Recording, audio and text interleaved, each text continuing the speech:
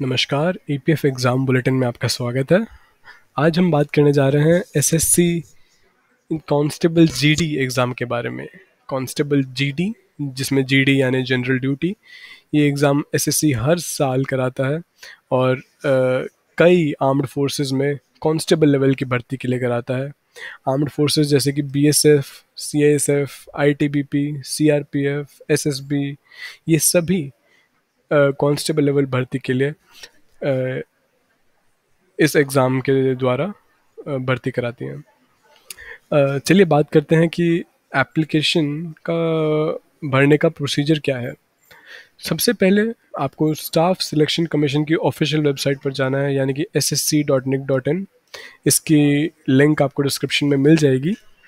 वहाँ जाकर आप अप्लाई पर क्लिक कीजिए और अप्लाई में कांस्टेबल जीडी टैब पर क्लिक कीजिए, या फिर ये जीडी कांस्टेबल नाम से भी आपको वहाँ पर मिल सकती है। इसके बाद प्रोसेस बहुत ही सिंपल है। आपको बस लॉगिन और रजिस्टर करना है और बेसिक इन्फॉर्मेशन और एप्लीकेशन फॉर्म फिल करना है।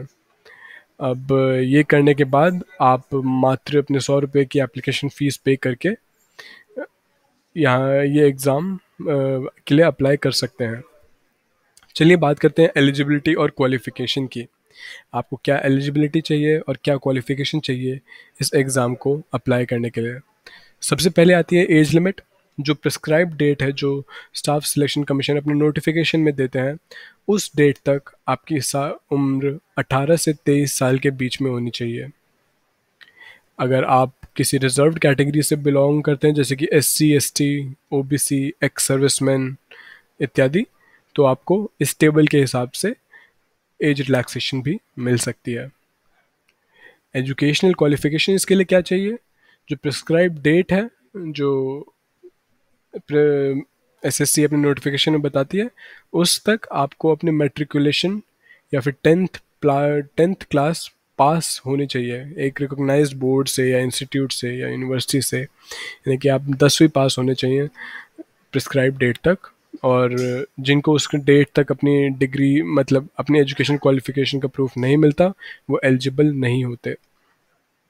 स्कीम एंड पैटर्न की बात कर लेते हैं। तो ये एग्ज़ाम बेसिकली 3 टीयर्स में कराया जाता है। सबसे पहले आती है computer based examination. Computer based examination बहुत ही सिंपल है। ये इसे प्री भी कहा जाता है। ये objective multiple choice questions type का एग्ज़ाम होता है। ऑनलाइन कराया जाता है, यानी कंप्यूटर पर कराया जाता है, और टोटल 90 मिनट्स का टाइम दिया जाता है। इसमें 4 सेक्शन आते हैं। पहला सेक्शन है जनरल इंटेलिजेंस एंड रीजनिंग, दूसरा सेक्शन है general knowledge and general awareness, तीसरा है एलिमेंट्री मैथमेटिक्स, और चौथा है इंग्लिश और हिंदी का एग्ज़ाम। इसके बाद आ जाते हैं दूसरे टीयर पे, टीयर 2, यानी कि physical standard test slash physical endurance test. तो बेसिकली इसमें दोनों चीज़ें कराई जाती हैं, पीईटी और पीएसटी। पीएसटी रहता है फिजिकल स्टैंडर्ड टेस्ट, जिसमें लोगों की हाइट, चेस्ट का मेजरमेंट लिया जाता है। सभी कैटेगरीज़ के लिए जो हिल्स बिलोंग करते हैं, या फिर आप मेल हैं फीमेल हैं, इसकी रिक्वायरमेंट अलग अलग है। ये आप यहाँ पर देख सकते हैं। और इसके यदि आप ये क्वालिफाई नहीं कर पाते तो आप पीईटी पीएसटी फेल कर जाएंगे। तो ये क्वालिफाइंग नेचर का एग्ज़ाम है, जिसके लिए आपकी रिक्वायरमेंट्स पहले से मीट होनी चाहिए। इसके बाद आता है पीईटी, यानी कि फिजिकल एंड्योरेंस या फिर फिजिकल एफिशिएंसी टेस्ट। पीईटी की भी रिक्वायरमेंट सभी के लिए अलग अलग हैं। आप मेल हैं फीमेल हैं, आप लद्दाख रीजन से मेल हैं, आप लद्दाख रीजन से फीमेल हैं, उसके हिसाब से आपको कुछ किलोमीटर्स का डिस्टेंस भागने के लिए कहा जाएगा एक गिवन टाइम सीमा में। इसके बाद आती है जो अगला चरण है एग्जामिनेशन का, वो है detailed medical examination and document verification. तो डिटेल्ड मेडिकल एग्जामिनेशन के लिए कुछ गाइडलाइंस हैं, जैसे कि कुछ आईसाइट की गाइडलाइंस और कुछ जनरल मेडिकल गाइडलाइंस हैं, जिन्हें आपको सेटिस्फाई करना पड़ेगा, नहीं तो आपको आखिरी की स्टेजेस में डिस्क्वालीफाई कर दिया जाता है। तो इनका भी बहुत ध्यान रखिए।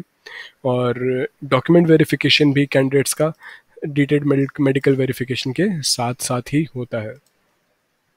इसके बाद सीधा हम बात करते हैं कि आपको क्या सैलरी, पर्क्स और बेनिफिट्स मिलते हैं एक कांस्टेबल लेवल की जॉब में। मान लीजिए आप असम राइफल्स या फिर आप सशस्त्र सीमा बल में आपकी अगर जॉब लग जाती है, तो आपको किस लेवल की सैलरी मिलेगी। सबसे पहले तो पे स्केल की बात कर लेते हैं। पे स्केल इसमें INR 21 सॉरी, आपको 21,170 से 69,100 रुपये तक का पे स्केल आपको मिलता है। और कई तरह के अलाउंसेस भी मिलते हैं, जैसे कि house rent allowance, transport allowance, dearness allowance और डाइट अलाउंस, राशन मनी, और भी अलाउंस होते हैं, जैसे कि कुछ मेडिकल फैसिलिटीज़ आपको और आपकी फैमिली को प्रोवाइड की जाती हैं, कुछ लीव्स प्रोवाइड की जाती हैं और कुछ सिक्योरिटी अलाउंस प्रोवाइड किया जाता है, इस तरह से। अब फाइनली सभी डिडक्शंस और एडिशंस के बाद और आपकी सिटी पे डिपेंड करते हुए अप्रॉक्सीमेटली एक कांस्टेबल जीडी एस्पिरेंट को 23,000 की सैलरी मिल जाती है। आज के वीडियो में बस इतना ही। माफ़ी चाहूँगा, मैं आपको सभी डिटेल्स ढंग से नहीं बता सका, बट इन सभी डिटेल्स को जानने के लिए आप हमारे कम्युनिटी फोरम यानी कि community.exampathfinder.com पर आ सकते हैं, जिसकी लिंक आपको डिस्क्रिप्शन में मिल जाएगी। आपके एग्ज़ाम प्रिपरेशन के लिए बेस्ट ऑफ लक। तब तक के लिए अलविदा।